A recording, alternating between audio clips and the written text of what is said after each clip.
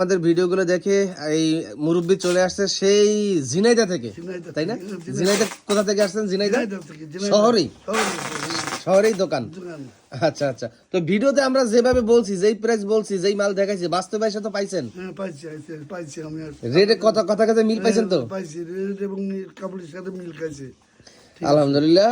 তো অনেক জায়গায় ভিডিওতে প্রাইস কমাই দিয়া কাস্টমার নিয়ে পরে কয় কি যে না মাল তোর দাম বাড়তি, এরকম তো করে অনেকে, অনেকে করে।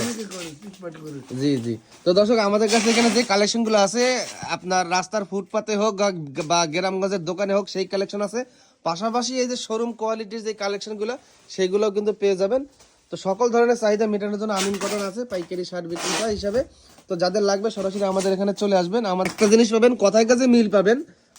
ভিডিওতে প্রাইস যেইটা বলবো হুবহু ওইটা পাবেন, কিন্তু দামাদামি করলে কমে পাবেন না। এইটা ভালো করছি না?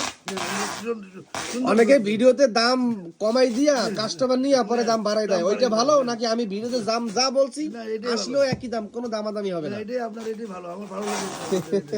আচ্ছা, আমার জন্য দোয়া করবেন মুরব্বি, কারণ আপনাদের দোয়া কিন্তু আমার অনেক দরকার।